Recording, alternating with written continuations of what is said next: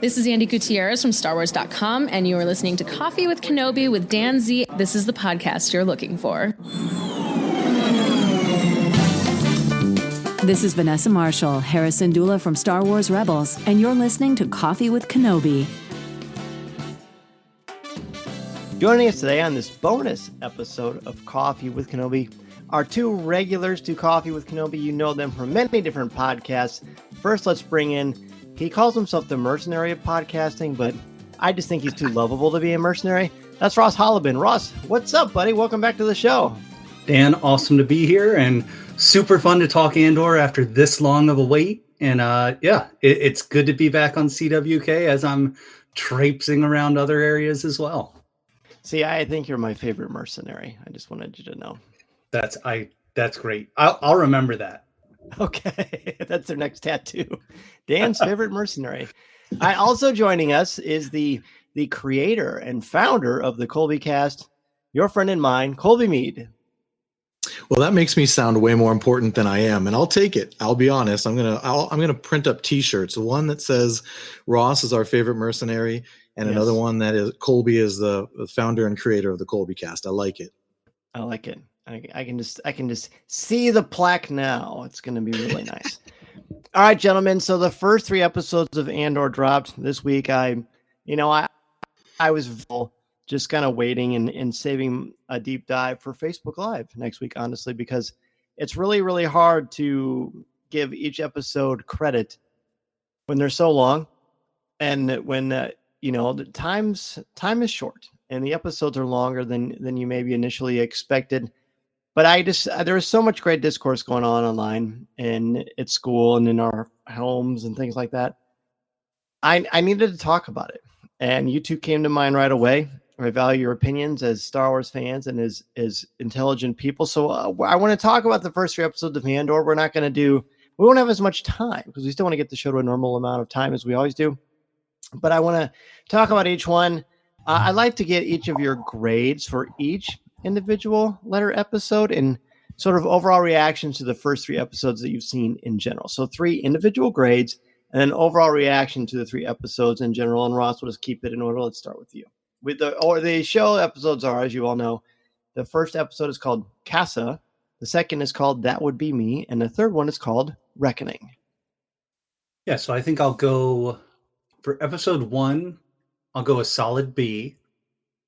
Episode 2, I'll go B+. Okay. And episode 3, I'll go A-. Maybe it should only be a B+. I think there's so much more in store. As much as I love what's happening already, I just think it's going to keep getting better. So it's hard to give out the superlative grades right off the bat. Okay. I appreciate that. And overall reactions? Overall reactions to the first 3 episodes in general? It's exactly what I was hoping for.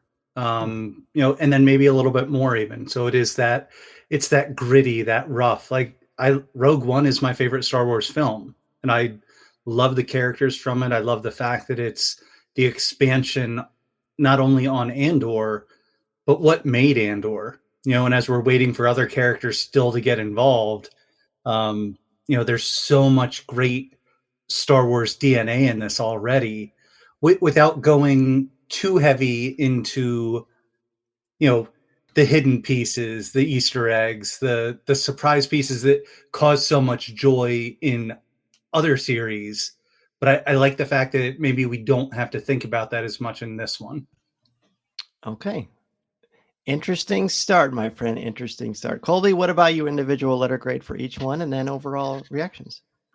So anybody that has heard me talk to you on this show or heard any of the episodes of the Colby Cast knows that I refuse to be very committed to anything, really. Like, I'll put Star Wars as my favorite movie, and I mean Star Wars 1 through 9 and all the rest of it. That's the way I roll.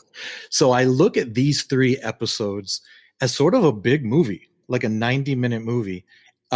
So I'm going to give an overall grade for the 3 of them, and then I'll tell you what I mean by breaking it up. I'm going to give. I'm getting a note from the producer. We're not allowing that. Yeah. Okay. Thank you. So you're going to have to give it an individual one. is cool. Okay, so No, he's fishing in the Carolinas or something. Well, because Corey does not like ties, so I'm sure he just hates the way I go about these things. I'm going to go backwards actually. So for the third episode, I'm giving that an A+ right out the gate. Just I couldn't take my eyes off the screen for most of that episode, and I thought it was a wonderful culmination of what the first two led it to, and I thought it was such a wonderful payoff. The second one, I'm going to go ahead with a B+, and the first one I'll give an A for an overall average of A. Is that how that works? Sure. I really enjoyed the fact, and don't get me wrong, I love lightsabers. I love the Force. I love stormtroopers. This had none of it, and I was still all on board. I was so intrigued by the world that they're building in this little Andor pocket and all the characters that we got introduced in his world, and immediately they made them feel very important to the whole thing. And I was so impressed and just sort of giddy about the whole thing. I'm looking forward to seeing what happens next. Very good. All right. I appreciate that. So grade wise for me, this is tricky. Full disclosure, I've seen the first 4 episodes. I actually saw them in late July. So this has been something I've had a lot of time to think about. And I still don't know where I'm at, interestingly enough. I would say for Kassa, the first episode, I really like it, but I'm going to give it a B-, and I'll explain why. That would be me. I would give an A-, and then Reckoning is an A+. I would go so far as to say it's essential viewing for fans of entertainment. I think it's terrific. It's absolutely terrific. As far as my feelings on the series overall, I really like it a lot. I don't know what I expected. There are some things that make me take pause that I know we'll talk about throughout the show today and probably throughout the season. I guess I don't really know the answer to that. I think as a character piece, it's extraordinary. I think it's an extremely slow burn. And in my personal opinion, my guess, and I have no inside knowledge on this, my guess is that's why they released the first 3 right off the bat, because they didn't want people to think it was just going to be like a slow series, because it isn't. It isn't. The 3rd episode shows us that very much. So I think it's fascinating, but I think it raises a lot of important questions about what does it mean to be a Star Wars show that I want to talk about as we progress. So we've talked about overall reactions. Let's just break them down individually. So Kassa, Ross, is where we meet Cassie and Andor right off the bat. And I think we need to be honest. Let's talk about the first 10 minutes of the episode. And tell me what the three of you, I'm looking at myself as I'm talking. I didn't suddenly talk in a third person. Tell me what you both thought about the first 10 minutes of the episode, because there are a lot of firsts in Star Wars. So the first thing I thought right out of the bat, and it made me love it so much, and I thought of the two of you as I was looking at it, is it made me think of Rebels and that connector that they always had, like when they were going out into the fields of Lothal from downtown. It's like, that's what I felt Andor was in, with those lights coming down on him. And it's just like, oh, we're heading into the tougher area for him. So immediately getting that feel, like there was that, there was, and I think I've seen and heard this other places as well, a little bit of that Blade Runner feel as well. So just right off the bat, that whole, hey, this is going to get seedy really quick. And as we went to the red light district of Morlana 1, all of a sudden it was just like, oh, okay, they're not pulling punches. We're getting right into this right now. Colby, anything for you about the first 10 minutes? I'm going to back up even before that and say that I was struck with just the logo reveal. I was wondering what we were looking at, right? I thought it was so well done, and the design of it was so beautiful. So we're just looking at stars and a planet, or the profile of a planet, really. And you start seeing these lines, and I was confused as to, wait a minute, what are we looking at? Are these ships? is this, what are these asteroids? Is this an asteroid field? What are we looking at? And then next thing you know, you start seeing the logo reveal itself. And number one, it's a beautiful looking logo. And I just loved how they sort of gripped you from the beginning, grabbed you from the beginning, and you got to just sort of wonder, what are we looking at? Oh, it says Andor. The first thought I had though, when the story started, was, are we on Corellia? Because I just had Solo flashbacks to the long bridge with the light structures. So, but then they gave us the name of the planet. And I said, okay, well, it's not Corellia. And as you guys said, once he gets to the brothel, they're telling you right off the bat, this is not like any Star Wars we've seen so far. So prepare yourselves, because it was pretty clear where he was and what kind of business goes on in that place. And I thought it was quite striking and very interesting in my opinion. Interesting. So when I watched the beginning of this, I noticed right away they're in a brothel, and I'm like, huh.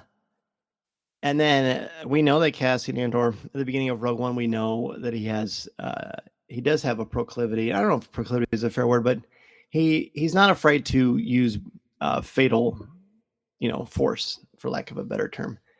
And he has these two that are coming after him, the very seedy characters naturally. And then he point blank blasts one of the guys in the face, who's already essentially surrendered, because he doesn't seem to really know what to do. Is this the first life he's taken? I don't know. Not sure. Probably not, but it's really, really hard to say. Really hard to say. But the way that this is shot, and this thing is direct, this all is directed and shot so beautifully. I mean, you're talking about people at the very, very top of their game. But it's a point blank assassination shot to the face. And so I think the first thing that goes through my mind is, well, I'm not showing Mason this. Yeah. What's going on here? So that is where that's why I give it a lower grade, because look, I understand that stories modify and they expand, but I think if we're being truly honest with ourselves, Star Wars has not been the pioneer about that. And when they have, sometimes there's a lot of pushback, like in The Last Jedi, for example, which I think is still the best made of all the Star Wars movies. I think it's just the most well constructed, but it also takes the most risks with story. But still, there's a parameter, there's a time frame. I've had plenty of people that I've talked with and texted with who are really big Star Wars fans and, high in certain levels of their field, who've said, yeah, this isn't for me. And I only made it through the first 10 minutes. And what I told them was, I think you need to watch what's out there and give it a chance, because, as I've said for a long time, I don't judge anything based on one episode or one chapter. You got to get the whole piece. I mean, and if it really puts you off or turns you off, sure, I understand that. So this tells me, yes, this is a different story. As an adult, does it bother me? I mean, I've watched Sopranos, I've watched Dexter, I've watched a lot of stuff. I mean, that kind of stuff, good, bad, or indifferent, I can roll with that because I understand the context of what's going on and within the parameters of a fictional story in a fictional universe. But that gives me pause, gentlemen. I mean, you've read my review, most likely. I recommend it very highly. I think it's extraordinary.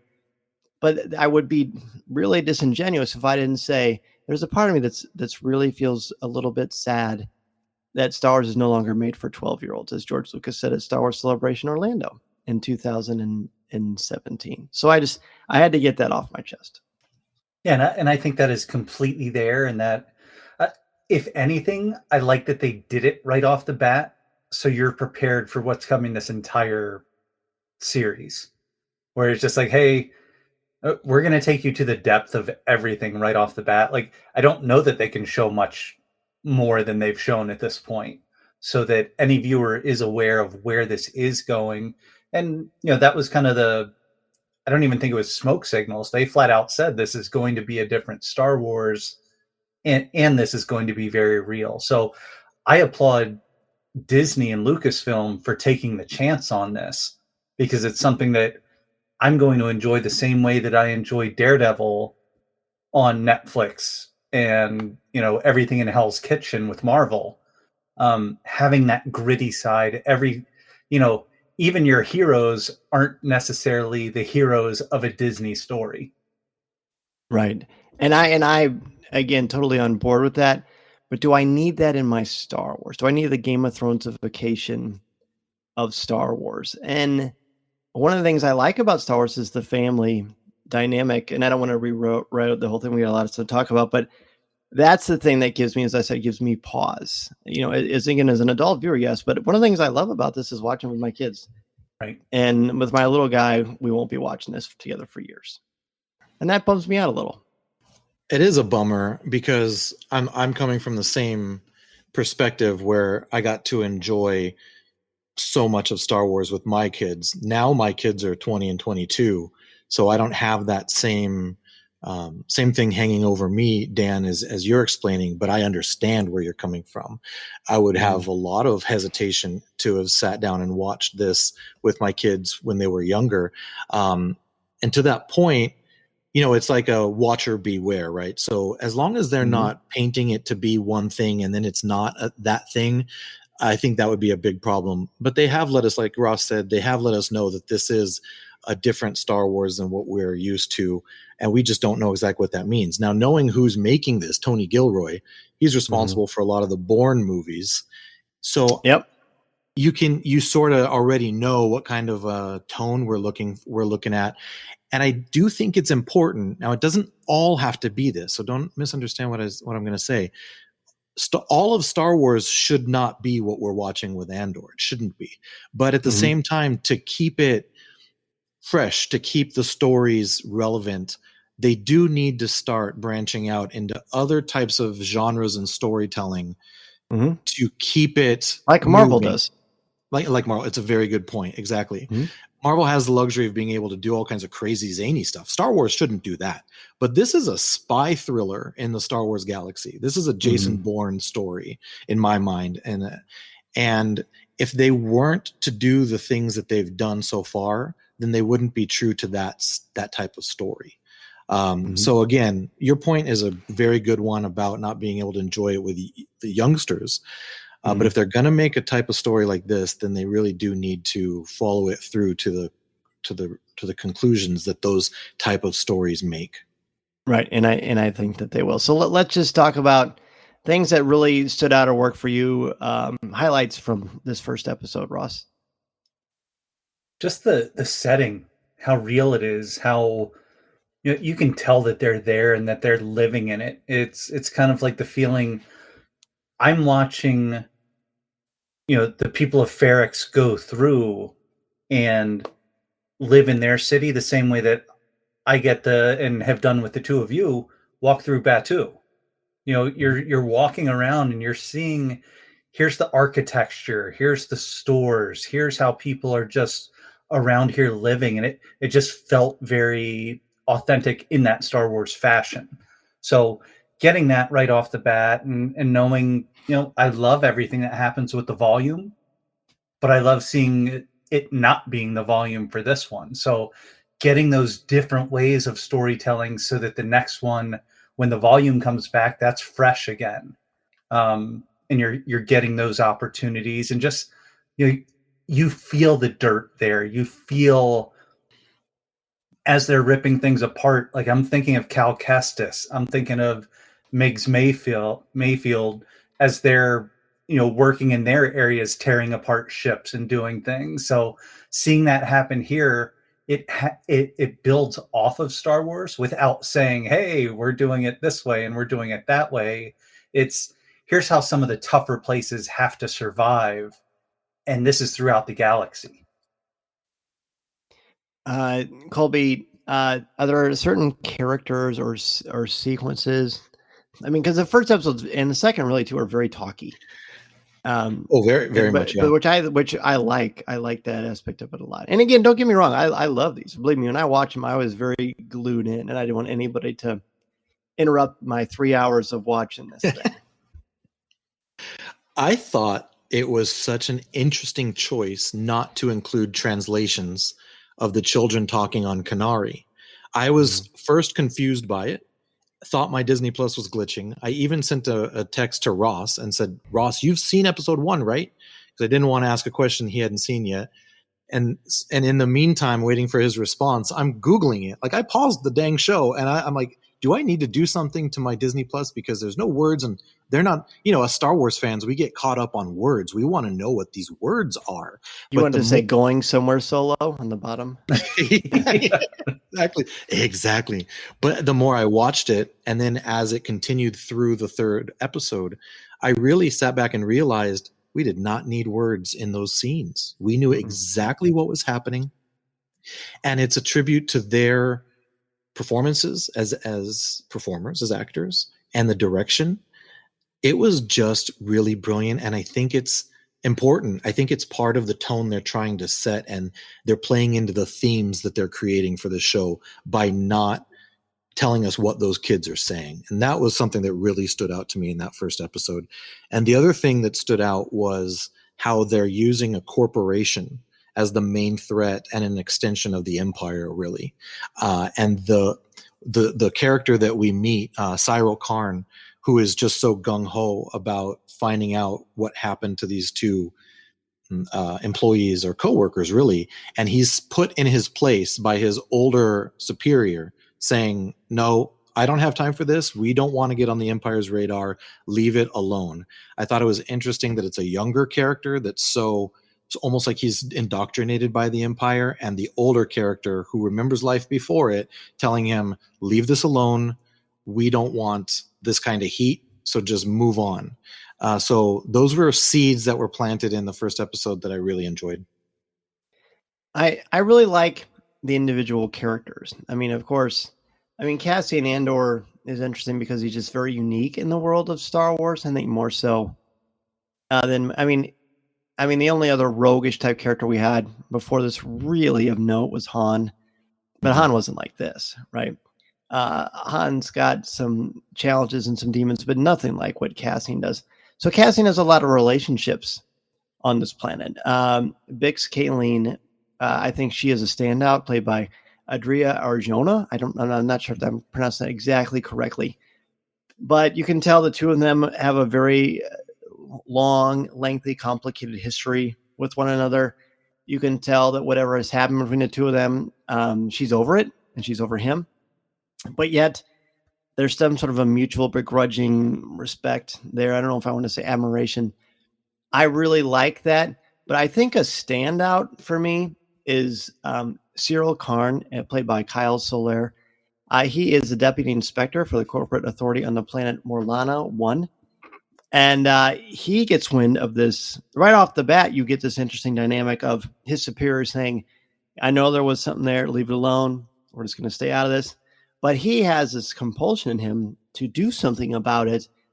And it jumps into this interesting dynamic of layers. We've seen a lot of villains in the world of Star Wars, but this guy appears to have a little bit of dimension to him. And I don't think you can honestly say that about some of the villains in Star Wars. Vader, of course. The Emperor doesn't really have dimensions. He's just mean. There's no secret. There's no growth. There's no change. He's been mean from the day he was born to the day he dies, or whatever time he dies, if you're keeping score at home. But I think he's a fascinating character. And that's one of the things I wrote about in my review. I really like that every character that we see has got dimension to them. And that's sophisticated storytelling that jumps out to me.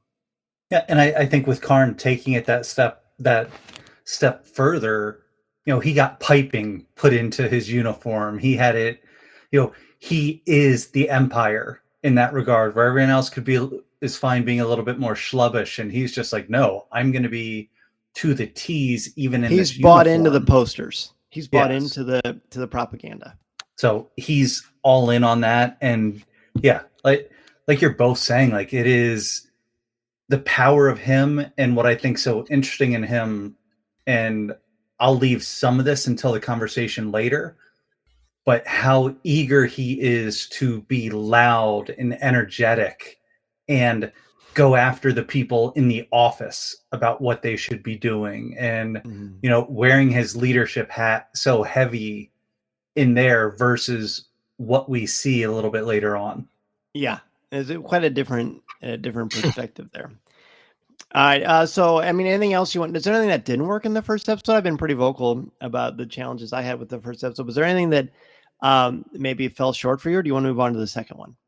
I'll say just it's sort of a non-issue because they did release 3, but I'm living, if I could take my brain and put it into a world where this is the only episode we got, we're having a very different conversation, I think, everywhere all over the place, because this is the first act to a 3-act movie, in my opinion. And it did a lot of very good things.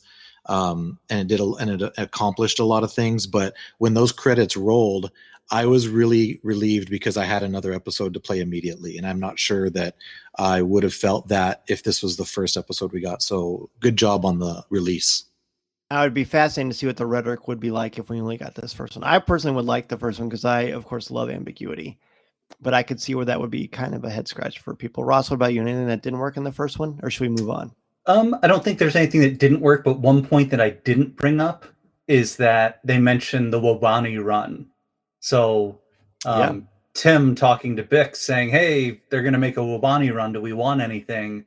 And Wobani is the labor camp that Jyn Erso is held captive later on. So that's the one thing where I was just like, they still snuck an Easter egg in here, but it's just, it's not, it doesn't feel like an Easter egg the same way. It seems very real. So I loved being the Rogue One fan. I immediately stopped and it was like, I need to confirm this because I'm pretty certain that's what Wobani is.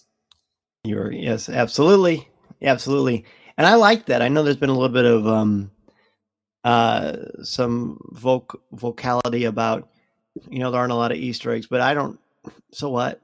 It's going to connect when it's ready to connect. Let them tell their story. This is Vanessa Marshall, and you're listening to Coffee with Kenobi.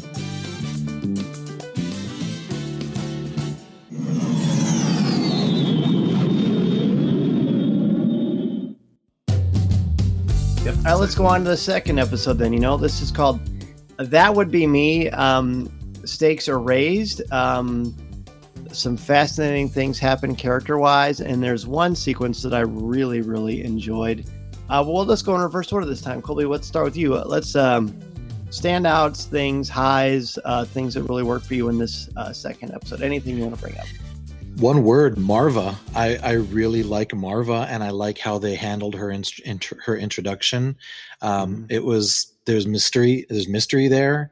We're not quite clear on what the relationship is. We have your new favorite droid, Dan B2 EMO. Yep, my second tattoo, Retro Chopper. So he's sort of connecting Cassian and Marva, and I just liked the dynamic and the relationship between her and Cassian when we got to see it in that second episode. And a lot happened in that second episode, but I always like new characters. I love seeing anything new in the Star Wars galaxy. I'm just loving it. And we got so many cool new characters in Obi-Wan Kenobi, and it seems like we're getting the same here in this story. And Marva is one of the ones I'm really interested in. So her introduction and just her performance was something that stood out to me. Okay. Ross, what about you? Yeah, I think right off the bat, the establishing shot of the mining operation on Canary. And that's something that, again, Colby and I were texting a little bit, and I was like, oh, this just reminds me of A New Dawn. The novel immediately, and kind of the planet where they were spending a lot of time, and again, just kind of these natural resources being exploited by the Empire, because it's all about building wealth. It's all about how can we control this, and we're just going to burn through it, and then we'll leave the planet behind as trash. So I think seeing that immensity, and how we have these, I was thinking Lord of the Flies the entire time I'm seeing this little tribe of kids running around. So they're like a friendly Lord of the Flies. But seeing how innocent they are for the most part, but then having to see how this land has been decimated. I think that puts things in perspective there. Agreed. And we haven't even brought up a couple of other characters. We haven't brought up Deirdre Miro. She is a supervisor within the ISB, the Imperial Security Bureau, that we first really got to know really well in Star Wars Rebels, as you mentioned earlier. And what I like about her, and we see this throughout these 3 episodes, is that everybody's got their own little angle. Everybody's got their own little story, their own little way of looking at the Empire, or looking at sort of the framework of what the galaxy has dealt them in the universe. And I really like seeing the other perspectives. I love when we get to read fictional accounts of the Empire where you're sometimes asked to think about things from the Imperial point of view, like in Lost Stars, for example, Claudia Gray's book. I find that really interesting and dynamic.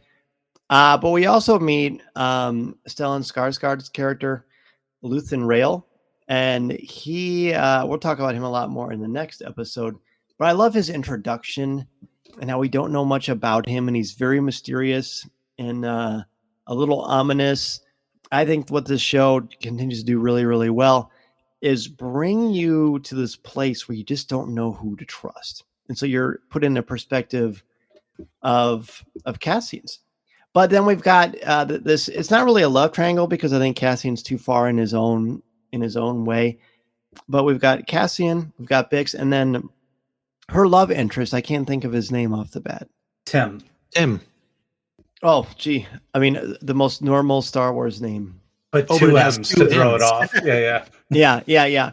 So obviously the situation there is just one of the lowest basis human emotions, jealousy, right? And it causes him to make a decision that he is going to really regret.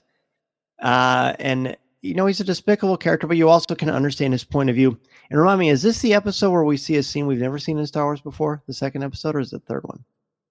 No, it's the second one. If the one you're talking about where Bix showed up to Tim's house after meeting Cassian. Yep, that's another Star Wars first. So you've got a brothel, you've got a point to the face assassination, and then you've got a love scene, you've got a sex scene that is obviously not very salacious, but there's definitely no misunderstanding what is going on. So another first in Star Wars right off the bat. Yep. Yeah, and I thought that was fascinating just to see how they approach that, and I think that takes it into that extra reality that kind of gets glossed over a lot of times, where it's just like, hey, we're telling the story, and seeing behind the scenes stuff for The Empire Strikes Back, where the kiss between Han and Leia could symbolize sex in a way, but that's as far as Star Wars was ever going to take it, and now we're here, and it's just like, wow, okay, this is happening. I just imagine sitting next to, say, for example, Mason, if you're going to watch this with him, and there's going to be questions, right? Yeah, if exactly. Because of that scene where there wouldn't be if that scene wasn't included. So just another example of them showing this mature tone and really getting us inside the lives of daily street level people. Because to be honest, in the movies, there's no time for that kind of stuff. Like you said, Ross, Han and Leia kiss, and now hey, they're in love. Let's go with it, right? But this is a whole other thing. Right. Yeah. It's interesting. And it brings up some more questions, I think, that I brought up earlier. Is there anything that didn't work for you two in this episode? I just wanted to say something. It's not a didn't work scenario for me, but I wanted to talk about Sergeant Linus Mosk. Please do. Yeah. This, I feel like he's a big part. Cosplay him. Yeah. Yes. Oh, he will get cosplayed. Absolutely. Yes. And I'm built more like him, so I like that. Ditto, Ross. We can go twinsies. Alex Ferns, he is just sold out for this role. He is giving it his all, and he's the perfect ally for Cyril, because Cyril, I don't think he needs anybody pumping his tires, because he believes in what he's doing. He got a lot of pushback from a lot of people, and it didn't stop him. But then you bring Linus along, and he's throwing some coaxium into that hyperdrive for Linus, right? Because he is just pumping those tires, and the two of them together are Gordy go-hards. Like, they are not going to be stopped. There's a hockey reference. Yes, sir. Ross, anything about this episode that you want to bring up? Yeah, I mean, I just enjoyed it. I think B2 is interesting to me. I don't know that, like, we like to have our droids in Star Wars, so of course we need another one here. Yes. Again, I don't know how important at least yet. But I also think it's very important to see how Cassian, his best relationships in the two things we've seen him in now are both with droids and droids that care about him. That's a So good point.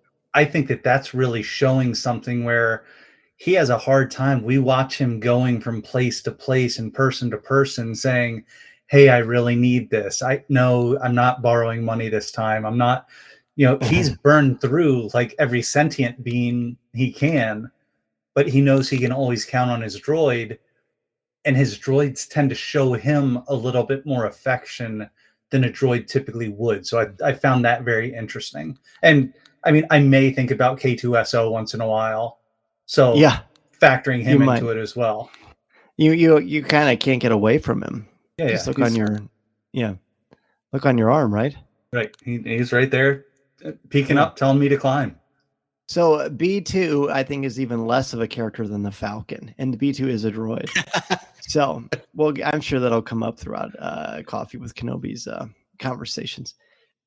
Interesting. So, okay, yeah, I know we're flying through this really quickly, but I really want to get to the third episode, which is called Reckoning. Reckoning, to me, is an absolute slam dunk of an episode, beautifully paced, beautifully executed, and with a really key inciting incident that changes the progression of Cassian Andor's life.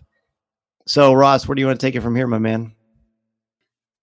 I mean, where do we want to take it from here? It is just that the tension is building. It is palpable in the streets. It is the glares that you're getting. It is that, it's that fantastic. I don't know if he's the town crier or the timekeeper. Oh, isn't that cool? That's up in the tower, and he makes art of that hammer every time he does it and goes through his process to do it.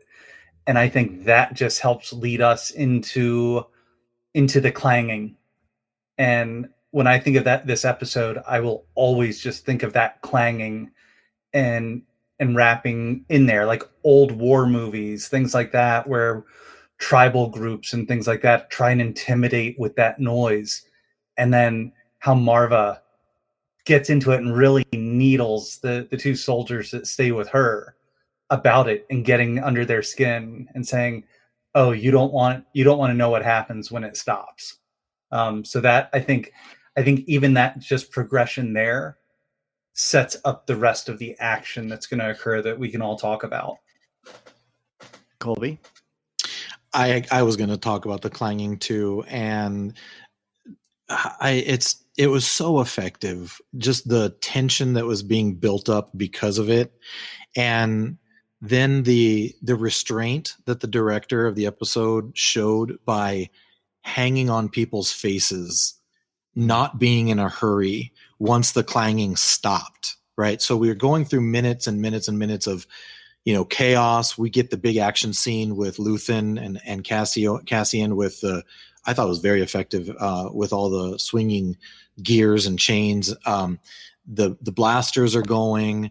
We're getting this fight, and all the while this clanging is going on, and then it stops, and then I kept waiting for something to explode. I didn't know what it was going to be, but it never came, right? Yeah, we got the explosion of the ship that was sabotaged. But it wasn't the payoff of the clanging. So I just thought it was such a creative way to show this community protecting themselves in the face of violence without violence. They hid. Their best defense was to play with the heads of the people that were there attacking and shut everything down, make it a ghost town. And even Linus said in another first for Star Wars, because I don't think the 4-letter S word has ever been muttered, but he did. Even he said, we're surrounded. They're thinking people are going to pop out of windows and just start shooting. And that never happened. And I thought it made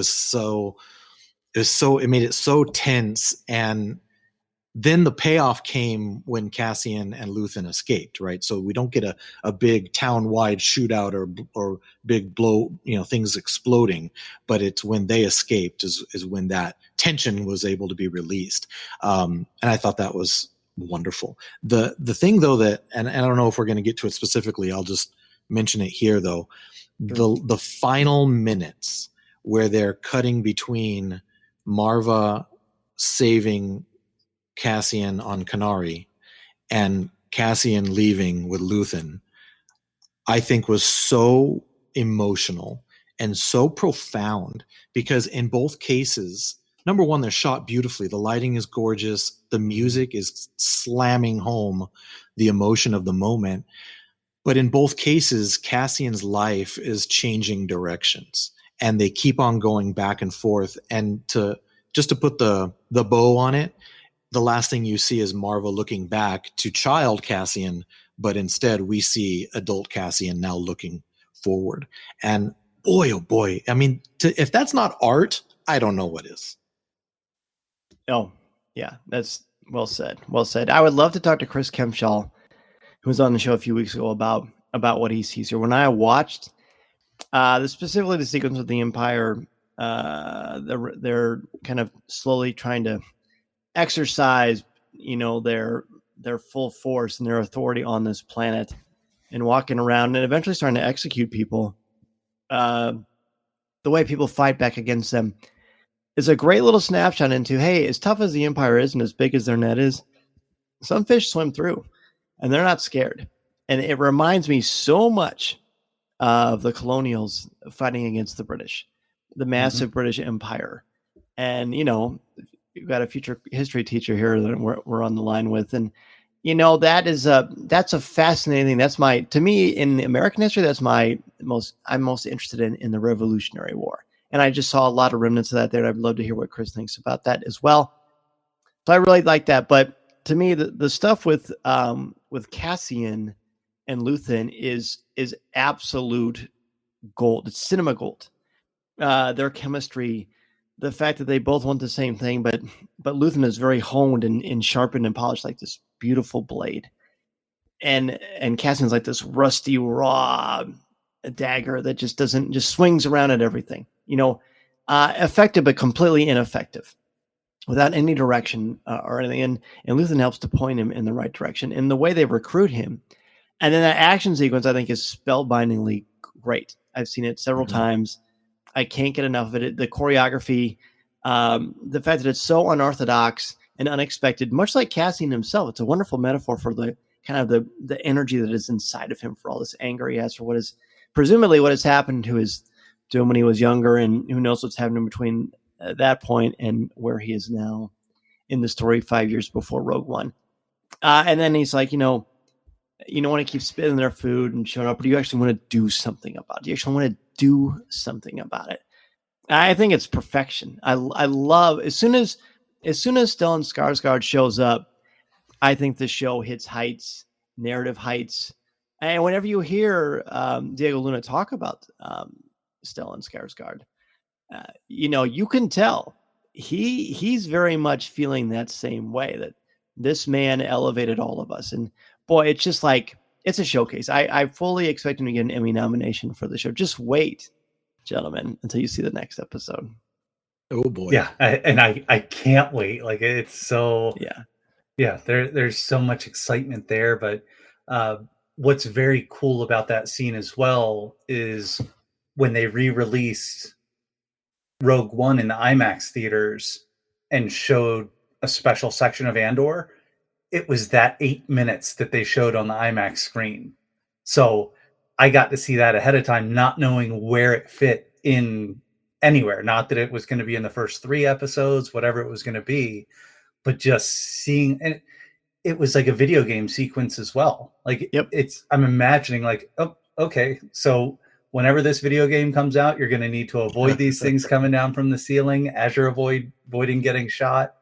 But just the rules that start being put in place by Luthen, and he's explaining rule 1, don't carry anything that you can't control. So has to get rid of the comm. Rule 2, figure out your exit before you even come in. And it's just like, he's proving all this value and this knowledge that you both alluded to, but he's proving it step by step as a teacher and you're taking this kind of, with all three of us involved here, you're kind of taking this Right. student who you can tell has raw talent and is smart and is hungry and just needs that polish to get him to where Luthen is. And again, just beautiful and heart-wrenching at the same time, because Yep. what's going on, Colby, with the part you talked about towards the end. I think even just before that, we're looking at the face. That's where Marva's crying. That's when we're looking at Brasso. That's when we're looking at her. She has the cut on her head. Bix. We're looking at Bix, and she's got the cut on her head after watching her boyfriend get shot and go through all of that. All that screams to me is they all know what's coming, because, even though they didn't necessarily act on things, the Empire's going to pay attention now.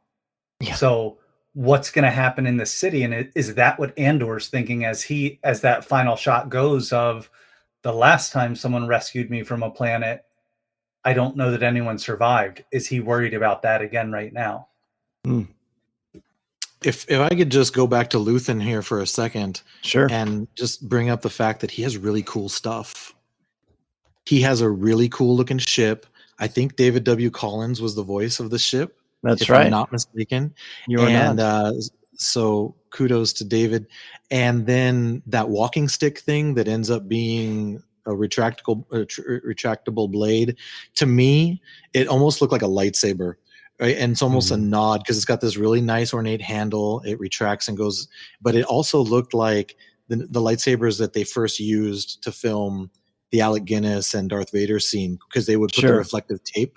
It had, to me, I thought of that when I saw it. I thought that's cool. Whether it's intentional or not, it's fun. It was a nice thing. But the ramifications that you were talking about, Ross, with the characters knowing what's going to happen next, no character slammed home the point more, I think, than Cyril, because he realized, after all was said and done, boy, oh boy, did I step in it. This is not what we needed. And his face alone just told of those emotions. And Linus is freaking out, screaming, we got to go. And he's frozen.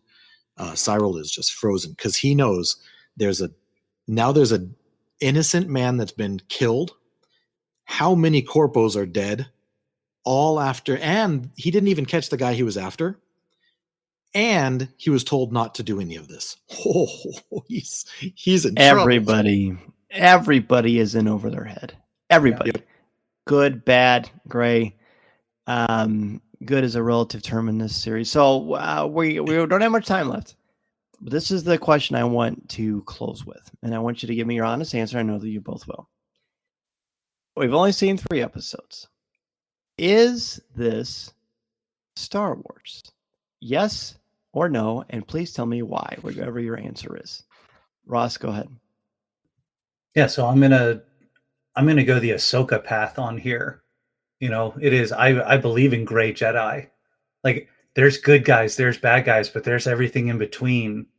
And I think Star Wars has done a great job, especially more recently, and especially probably in the books and some of the animation, of straddling that middle ground. And I think this is just this might be in another direction, but this is Star Wars. This is just not the Star Wars that we always get to see. Like, these are those stories, this is level 1313 stuff that exists below Coruscant, that, we always see what's happening up on Coruscant at the upper levels, but this is what's happening in the depths, and it's there, and it's easy to ignore.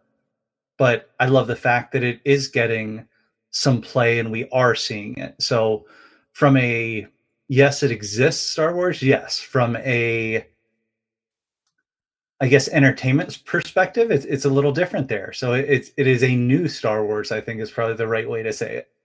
I think that's a good answer. Is there a certain thing, if you had to explain to people, tangible, what tangibly can you pull out of it that says, yeah, this is Star Wars? Or is there a theme that you see? And again, it might be too early to answer fully. It's kind of a tricky question because I don't know if you can really answer it yet.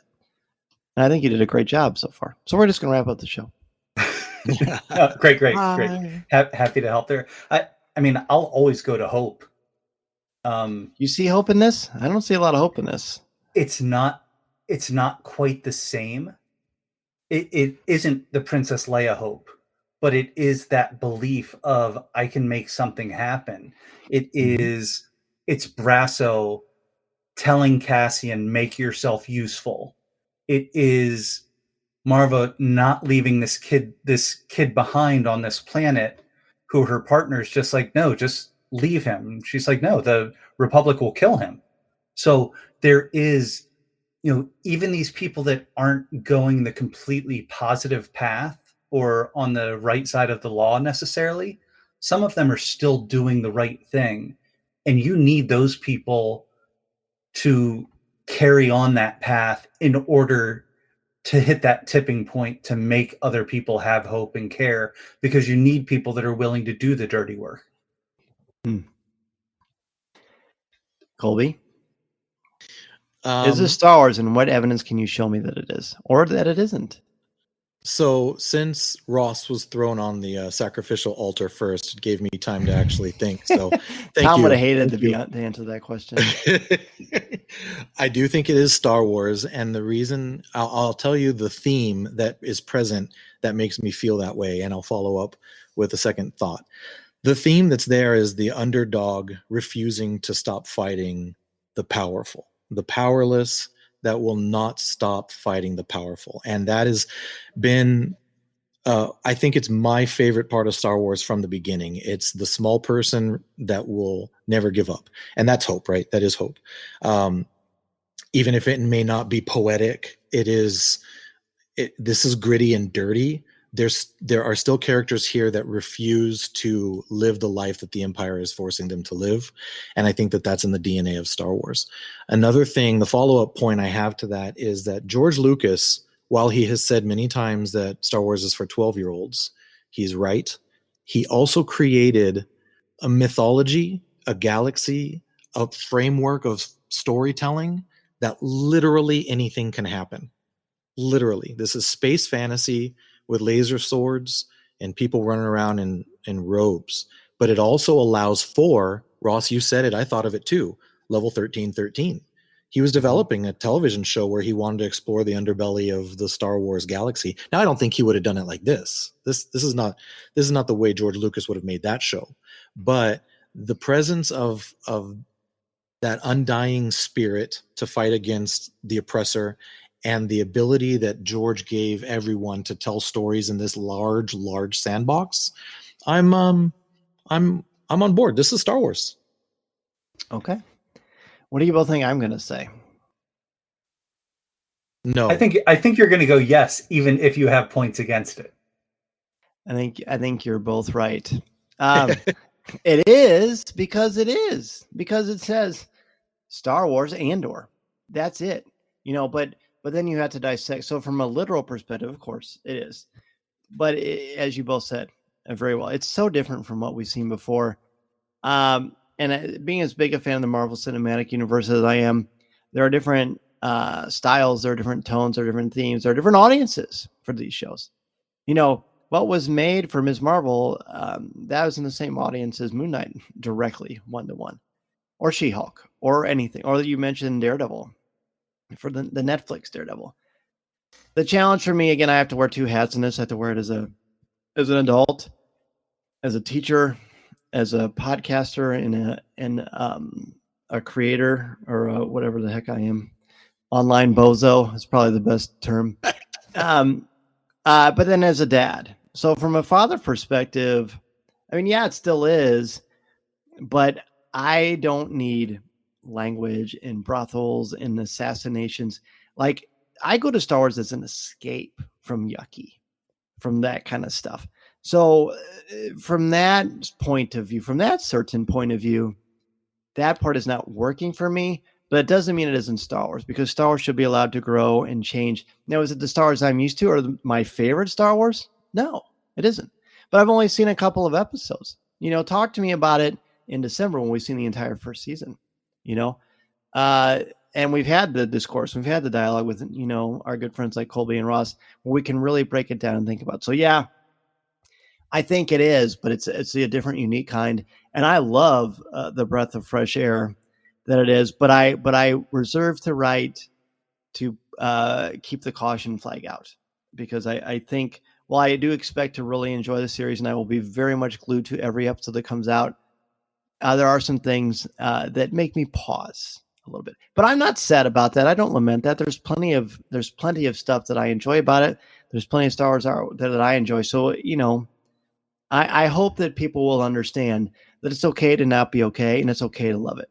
As a critic, I'm just not on the hyperbole train of this is the best Star Wars that I've ever seen, because for me, I just haven't seen enough of that to warrant that, if that makes sense. Yeah, I mean, this is still early. Plus, we all know how incredible Rebels is, so that's exactly going to be hard to knock off the shelf there. That one isn't coming off my shelf, I don't think. All right, so Ross, Colby, thank you both so much. Ross, please let everybody know where they can find you online and where they can find your wonderful writing on Fantha Tracks. Yeah, so I'm a contributor for Fantha Tracks, so check them out online and on social media. And I'm at Ross Hollebon on Twitter and Popstar Indie on Instagram. And Colby, tell us about the amazing Colby Cast and where they can find you. Well, yeah, on Twitter, if you want to check out my personal Twitter account, it's at crosschecked3. Yes, it's a hockey term, the number 3, as well as Instagram at crosscheck3. If you want to check out the Colby Cast, it's also at the Colby Cast on Twitter and Instagram. And yeah, check us out. We like to talk about Star Wars is a very big topic, and I like to have my sons on, my 20-year-old, my 22-year-old, love seeing and hearing their perspective on all things. We talk about Marvel, Stranger Things, you know, and you can even find Ross talking about House of the Dragon from time to time. So yeah, we'd love to have anybody come over and check us out. Thanks again, Dan, for having me on. You bet. Thank you both. Listening to Coffee with Kenobi, you are, with Dan Z, the podcast you're looking for. This is... yes.